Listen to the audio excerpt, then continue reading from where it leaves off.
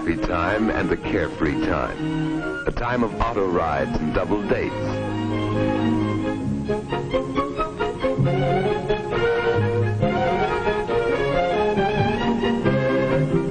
It's a time of fun, of pranks and jokes, of ice cream cones and chocolate sodas. Youth is a time for getting a job, for finding one's place in the world. But sometimes in these troubled days, the very thoughtlessness of youth has led to a living nightmare. Addiction to drugs, too often acquired with tragic carelessness, may take control of a life and force actions not dreamed of before.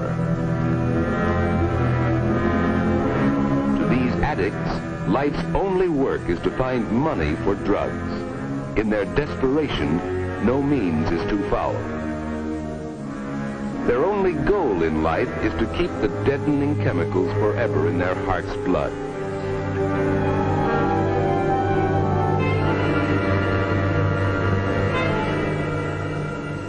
The cause of this living death is a white powder, innocent looking, but deadly. Once this was a poppy growing in Italy or Turkey or some other hot land. The dried juice of this plant produces opium, a powerful drug. Contained in opium is morphine, used by doctors to relieve severe pain. From morphine comes heroin, outlawed even medically from the United States. These and other derivatives form the group of drugs called opiates. Opiates are classed as depressants. An overdose causes unconsciousness, then death. A smaller dose, taken into the bloodstream, inhibits all the functions of the body by its action on the brain and the central nervous system. But the body gradually builds up a tolerance to the drug. More and more is needed to produce the same effects. After continued use, the body acquires a physical dependence on opiates, so that withdrawal of the drug causes a brief but violent illness until the body can make a readjustment. Another depressant is marijuana, derived from the hemp plant. It inhibits and distorts the action of the brain and nervous system in a manner somewhat different from opiates. A third drug, cocaine, is derived from the leaves of the coca plant. Its action is different from that of the depressants. When cocaine enters the body, it has a strong effect on body functions by acting as an irritant on the brain. Cocaine causes unusual and often unpredictable feelings and actions. Instead of physical dependence, marijuana and cocaine cause profound mental and emotional disturbances. A large overdose of cocaine causes convulsions, then death. Government agencies charged with the enforcement of narcotics laws have been able until recently to decrease steadily the number of addicts in the United States. These addicts have included persons in every walk of life. Some are petty criminals who will remain drug addicts all their lives. Many addicts come from teeming slum areas where human misery runs high. But the grim specters of heroin, marijuana, and cocaine are not confined to any area or to any group. Wherever there is a troubled personality, no matter how hidden or unrecognized, there may be a seedbed for drug addiction. So unpredictable is this habit that occasionally even one who knows the dangers may become addicted before he realizes it.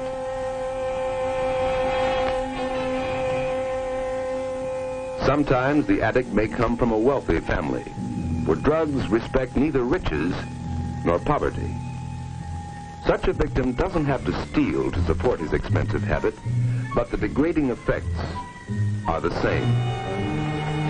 In recent years, there has been a shocking increase in drug addiction among young people, often in their teens, who take up the habit without the slightest understanding of the living nightmare they are so unthinkingly walking into. To get the illegal drugs, they are forced to deal with criminals who prey on those least able to defend themselves. And to find money for their expensive habit, they often turn to crime themselves.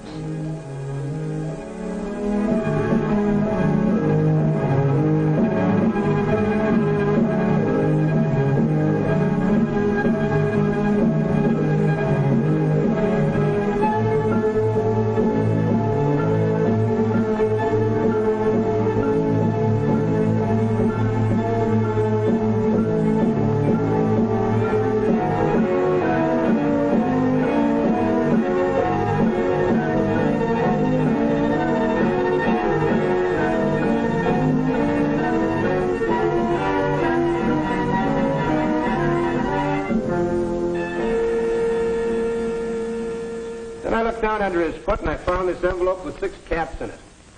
Here's a chemical lab report on it. It's heroin. What do you have to say, Demelon? Let's see your arms.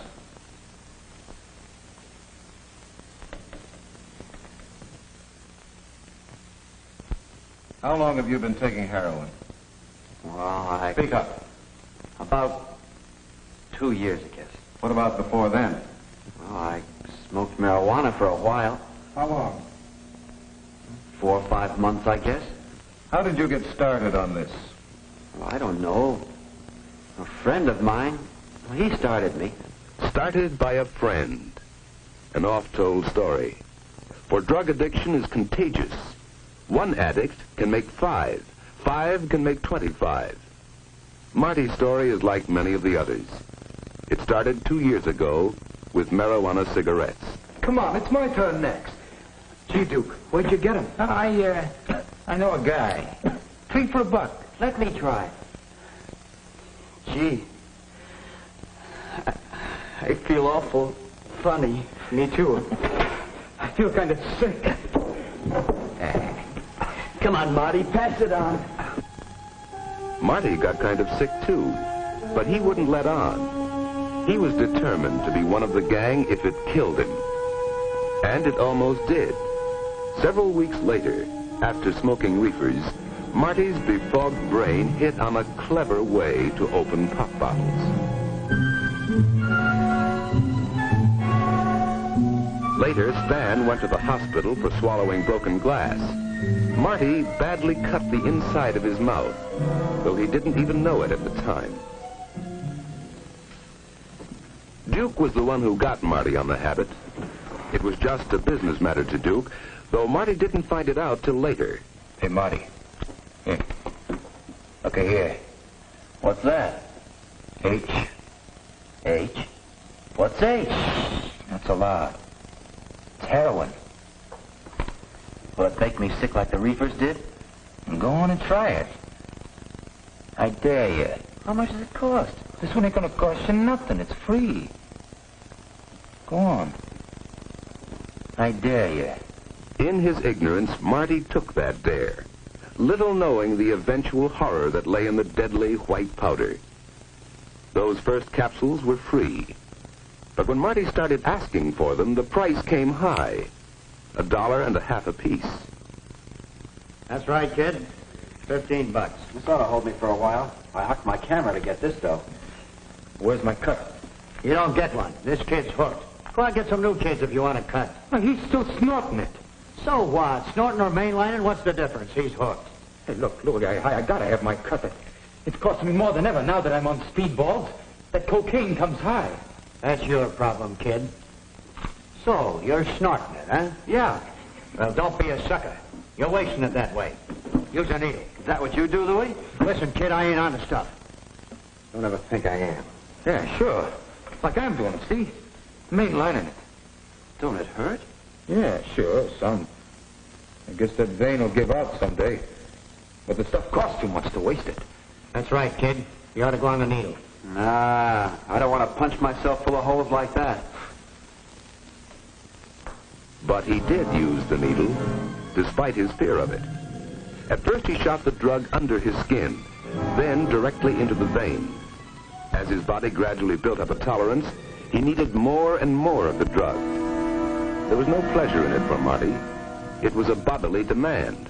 He was using 4 or 5 caps a day now, They cost him $7.50, $52.50 a week. It was more than his salary at the store could pay for.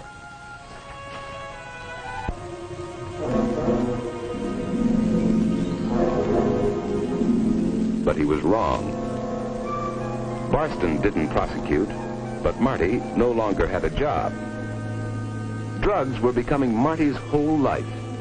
He was abnormally sleepy, losing weight, cross, irritable, fearful that the puncture marks on his arms would be discovered. His former friends now let him strictly alone. But with a false sense of loyalty, they didn't report him to the authorities. They would have done him a favor if they had. The only associates left from Marty were other drug addicts like Duke. It didn't matter. Nothing mattered but the ever-present craving for the drugs. He had given up interest in everything else. Marty's family saw all of these symptoms, and others too, but didn't understand them. Often in the morning, his pillow would be wet from perspiration. His mother knew something was wrong. Something. Marty, have you seen the pinking shears I bought last week? Can't seem to find them anywhere. How should I know, Mom? Marty, you don't seem right, son. I'm worried about you. I'm all right, Mom. Just leave me alone. There's something wrong. I'm going to take you down to Dr. Bleeker's this afternoon for a checkup. No. No, I'm all right. Well, you don't act like it, son. I don't know what it could be. Ever since you lost that job at Mr. Barston. I don't know. I'm all right, Mom. I'll snap out of it. I hope so. You've lost weight.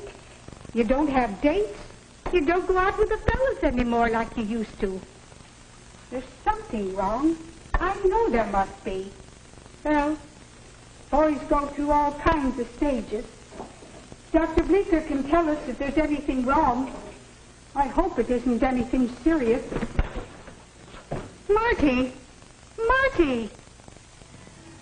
Marty was hooked, physically dependent on heroin. When he was without white powder too long, his whole body revolted in dreadful protest. Sweat poured from him. He got the shakes. He had cold chills. His nose ran and his eyes ran. He was doubled up by piercing cramps, plagued by sudden attacks of vomiting and of diarrhea. Nothing could stop these attacks but more of the white drug in his veins. All right, kid. Beat it. I don't want you hanging around here. Okay. Give me a chance. Hitting it tough, huh? None of your business. Okay. That's the way you feel about it? I was just trying to help you out, that's all. Yeah. You wouldn't help your mother out of a rat hole. How would you like to make a fast couple of bucks? Doing what? Oh, it's easy. Nothing to it. I could use some new customers. Customers. You mean suckers. I'll give you the same cut I gave Duke. What happened to him? Oh, he's brought in everybody he knows. I gotta branch out. Well, I could use the dough at that. Fine. Start him out on reefers. It's easier that way, and it's cheaper. Yeah, that's the way I started. You got him? Sure. For you, 2 bits apiece. Well, give me 2 for now. That's all the dough I got. Right now. So Marty went out to spread his contagion. And Louis, well, it was just business to him. The capsules of heroin, so necessary to Marty, were only so much stock to Louis. That stock had reached him through a series of well-organized underworld transactions. Some months back, smuggled ashore in a box of fresh-caught fish, were a number of small tubes of pure heroin, 1 kilogram in all, a little more than 2 pounds. Originally bought for $1,000, it was resold after being smuggled into this country for $7,000. It was mixed with a similar-looking white powder, milk sugar, and sold again for $30,000. These were big business transactions possible only by organized criminal syndicates. Many believe such syndicates, in a cold-blooded scheme to create a market for their drugs, are directly responsible for the sudden growth of drug addiction among young people.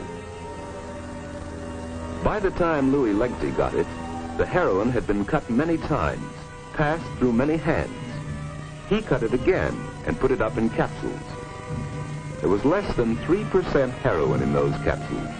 The underworld made more than $250,000 on the original $1,000 investment. Big stakes, worth taking a few chances for, especially when Pusher Louie would take the rap. But even Louie wasn't taking much of a chance. He had junkies, dope addicts, working for him, like Marty Demelon. Marty had to keep going somehow to bring in the daily flow of money necessary to keep his habit supplied with drugs. When there were no new customers for Louie, Marty worked at any job he could find. But the jobs didn't last long. Often he had to turn to petty thieving and shoplifting to get the money he so desperately needed. Before long, he became fairly well known to the police. Mrs. Demelon, do you have anything to say? Yes, Judge. Marty, he isn't a bad boy. I wish you could have seen him before he started this poison. He always made good grades at school. He was doing so well at Mr. Barston's grocery. Judge, he's a good boy. I understand. Demelon, I believe you acquired the drug habit through ignorance. If you knew then what you know now, you probably never would have touched that first marijuana cigarette. Well, there's no way of undoing it now. I'm going to sentence you to 1 year in the municipal jail. However, I'll suspend sentence if you're willing to be committed to a hospital for the treatment of drug addicts and stay there until medically discharged. You mean to try to kick the habit? That's right. They know how to get you over the physical dependence with the least amount of withdrawal sickness. Do you agree?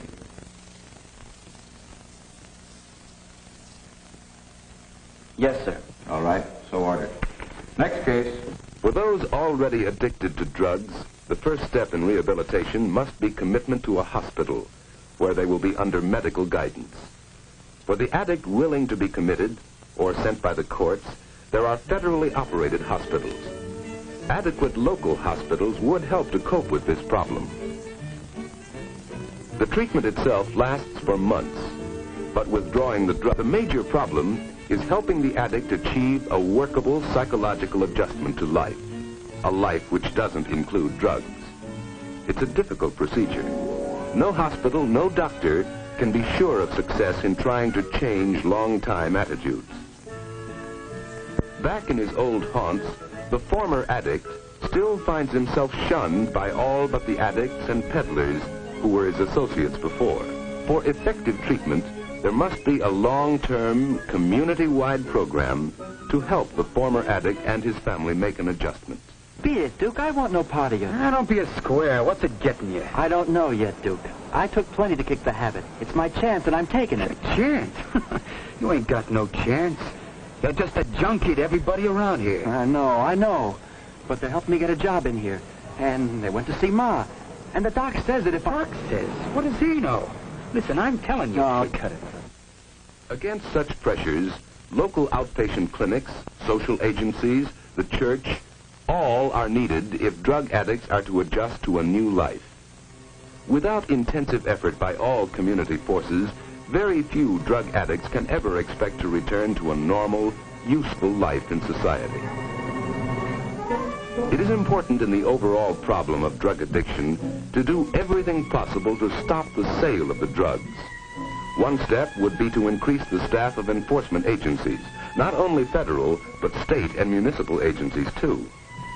Criminal syndicates might give up drug traffic entirely if nationwide laws provided for stringent penalties to counteract the tremendous profits, and if these laws were energetically enforced. Certainly such laws would restrict the actions of non-addict peddlers like Louie Legty and make it harder for him to reach his victims. Basic to everything else is a wider knowledge, especially among young people, of the grave danger involved in any kind of experimentation with drugs. They should understand the thoughtless curiosity about what it feels like to smoke marijuana or take a shot of heroin can lead to a lifetime of pain and torment, constantly faced by the horror of being without drugs. Much can be done to stamp out this vicious, if each person who knows of a drug peddler or a drug addict reports him to the authorities immediately as a deadly menace to himself and his friends. For every person must take some of the responsibility for preventing the growth of drug addiction. He must face the possibility that he himself may be a potential drug addict. Only by avoiding these drugs completely can he be sure that he will remain forever safe from a vicious habit which enslaves not only one's body, but the soul as well.